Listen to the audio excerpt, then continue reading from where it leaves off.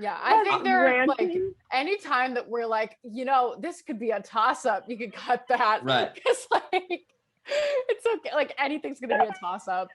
Oh What did you do? no, she's getting shot. Oh my god! Look at her gun. It like whirs. Look at this. I am. Scare tactics. What's up, Lake Forest? Who's ready to get paranoid? I'm Kailey Albus. I'm Will Elliott. And I'm Rory Summerville. And welcome to the first ever episode of the Paranoia Podcast. So this, we'll be frank, this was generated kind of off the bat. We are all so excited to partake in this classic senior tradition. But, we want to kind of deliver the fun that we're going to have to the rest of the people who are not involved, because obviously who wouldn't want to be involved in paranoia? So to start, I'm Kailey, obviously. I am on Wasted Potential, a team of 7 members. And though we are small, we are mighty. I think Wasted Potential is kind of a red herring of a name. I'm just hoping that everyone expects the worst out of us so we can deliver the best. Wow. I think you're setting the bar low for yourself, so you'll be able to clear it. It's a tactic. I'm not going to say I'm intimidated just yet. Once we break down some more strategy, I think we'll see where we land. But I'm Will. I'm on Team Constantine, a full 10-member team that has not yet figured out what our strategy is. But I think we'll get there.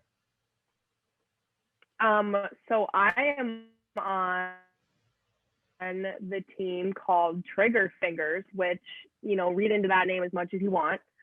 We are very into this game. We are getting very prepared. We're having some team meetings, laying out the strategies, writing documents, like safe zones, what we got to do. So I don't know. I think we're very, very ready and getting very prepared. And Kailey, your introduction was just not super intimidating. Well, so I think you gotta figure out. Maybe I'm just saving the rest for when we kick butt on the battlefield. I don't know. All Maybe right. that's a tactic. You're really sounding like the easiest team to beat right now. Really? I think out of everyone, I would be least intimidated. You really think so? Yeah. Okay, but we have Ann and Grace Cook, who I'm absolutely going to name drop at this point because the Cook twins are a powerhouse. I'm scared of them. Yeah. Yeah, exactly. I mean, we have Abby Wise, who, I'll quote Stewie Swift. He calls her a killer, a sharpshooter, who straight out has it out for him. I mean, we got some pretty good members on our team. You make a good point. Right. I think, and then lastly, my team benefits from having 2 sets of twins. So the McFaddens and the Elliots. And I think, that allows us to have infinite stakeouts. We're not beholden to, different families. We can share cars. And I think that's a big plus, big advantage we got going for us. So we're going to be coming to you every week with updates on how the previous week went and with our takes on how the next week is going to go. This episode, we've got the creator, the organizer of this year's Paranoia, Kerrigan Weston, with us, so stay tuned. Let's start with a bit of a rundown of the rules. Rory, do you want to take us through that? Yeah, so seniors, if you didn't read the rules, they're posted on the LFHS, I think it's just Senior Paranoia Instagram. Definitely go read them. There's also a document because numerous people I've talked to still don't even know the rules. And they're different from years past. They're different. Yes. And some of them are very, some of them are obvious, like don't break into people's houses. You can't shoot at Lake Forest. I mean, could you imagine a Nerf war in the hallways? Not even going to get into that. But there are some rules that don't, I thought, I didn't realize existed. I mean, in past years, you could go to people's work and shoot them. And now you can't do that, which makes sense because there were a lot of complaints from bosses of employees. But yeah, I feel like those are the big ones. No illegal activity. Obviously, this year was COVID, so try and COVID rules. There's a 10-minute grace period between sports or work. Safe Zones or West Campus, Lake Forest High School. How's the worship? The locations of each of the members of the teams that you're playing must be shared with you via Snapchat or text. So you'll be able to know where everyone is when you need to. Yeah, I mean, I could also almost see COVID being an advantage in this, because in past years, it's clear when, you know, your opponent walks into a restaurant holding a gun. But I mean, you got a mask, you know, you may not tell who it is. You could be hiding the gun. I mean, it could be a real advantage for some teams if you're trying to sneak up on someone who's not expecting you. I think this could pose an issue with law enforcement. You know, if you see a bunch of, you know, young hoodlums going around with masks and weapons, you know. I'd like to hear some law enforcement officer describe a Paranoia team as a group of young hoodlums. Right. You know, I was just speaking like that was a good introduction. Well, we'll call your team you should change your name to the young hoodlums. The young hoodlums. I really felt that I really dated myself there. I really sound like an 80-year-old man. But without further ado, we've got the matchups recently released, and we'd like to take you through them. So we got 26, how you doing, versus 13, stay strapped. Kailey? I'm going with stay strapped. Yeah, stay strapped. I'll go with stay strapped too.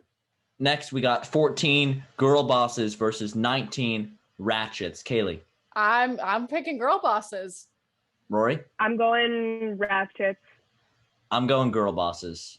All right, we got team number 11, the Hot Shots, versus team number 7, Super Smash Bros. Kailey?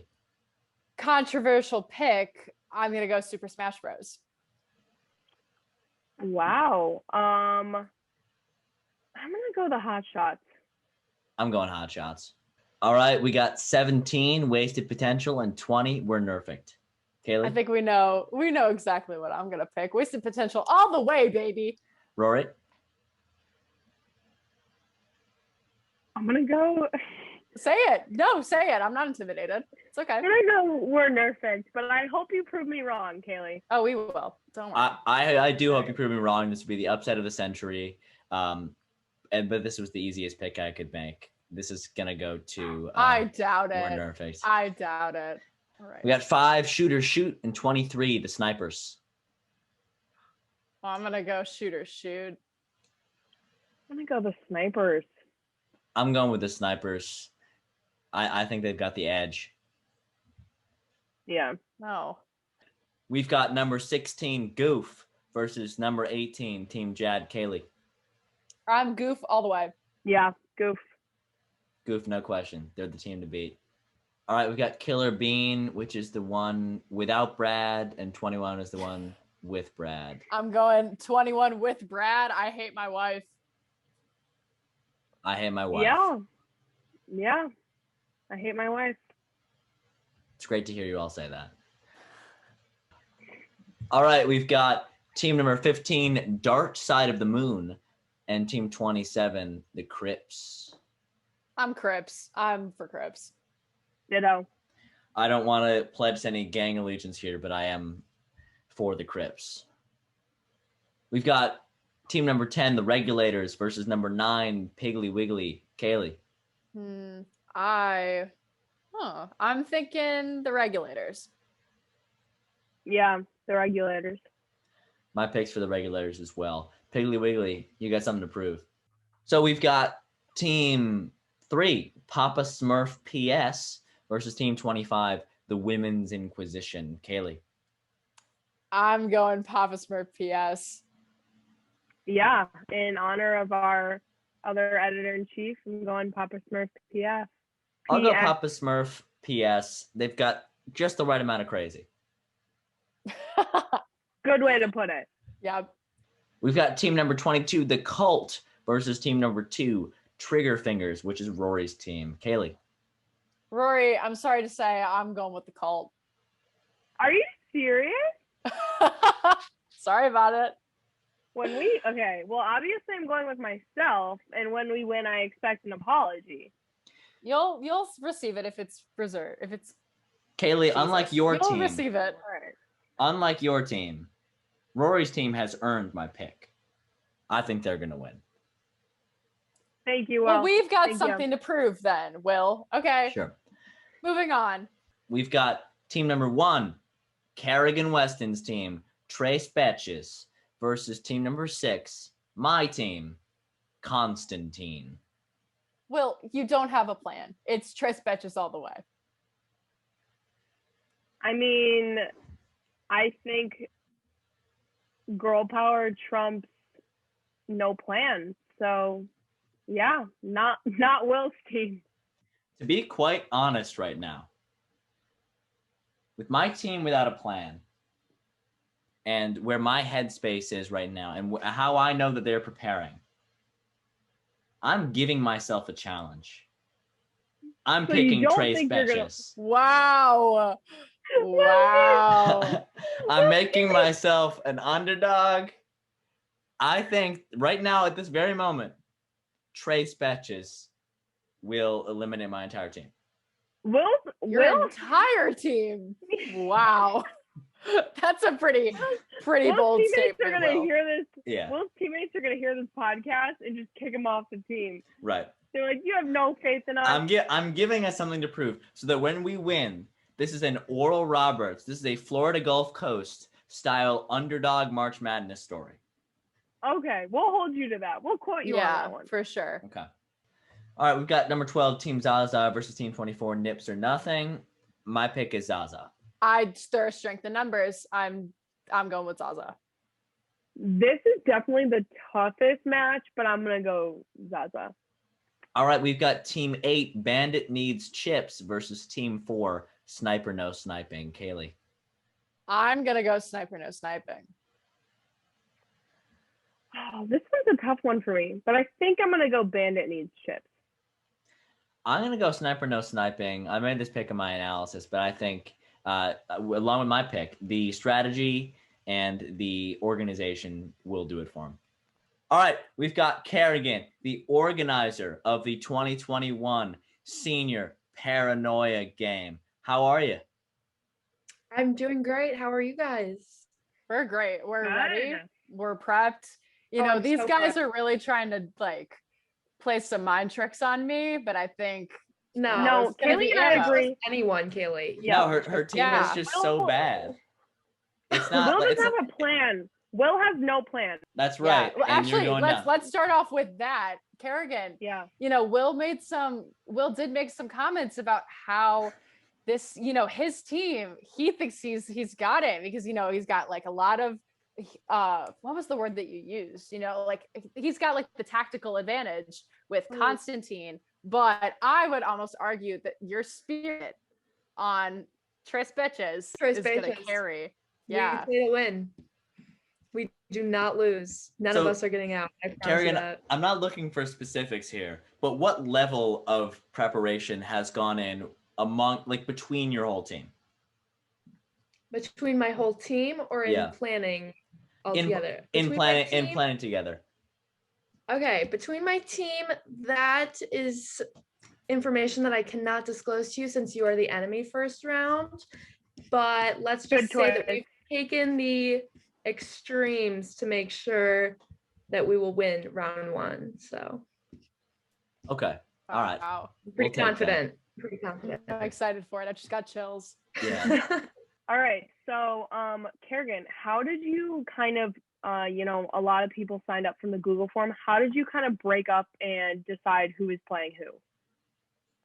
So we had 28 teams signed up round 1, and we didn't want to do any like buys and like have there be any seeds. So we did totally random seeds, and I like made my own bracket, and I did a random team pairing generator website, and those were just the teams that went against each other.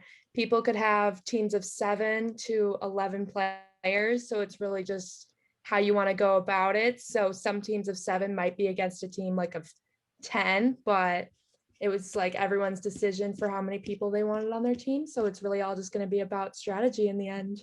And as a person on a team of 7 facing a team of 11 to start, How do you think that these disputes should be handled? Do you think that like we should have 4 more lives, or do you think there are some players that sit out on the larger team? Clearly it's up to discretion, but so if there's for like at the end of the round, there's like an even number of kills for the number of people that there's going to be some sort of duel that happens at West Park at the end of more information about that is coming. Okay. Alex Miller and I are working out the details, but we don't want any team of 7 to feel like they have like a disadvantage just because they're all out and the other all out.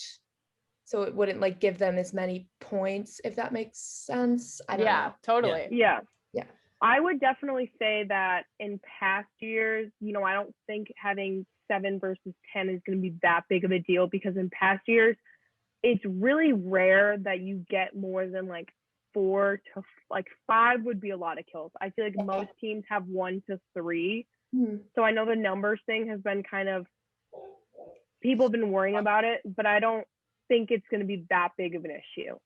So Kerrigan, you have a map of what the bracket will look like. It's a bracket, right? It's not going to be random next round.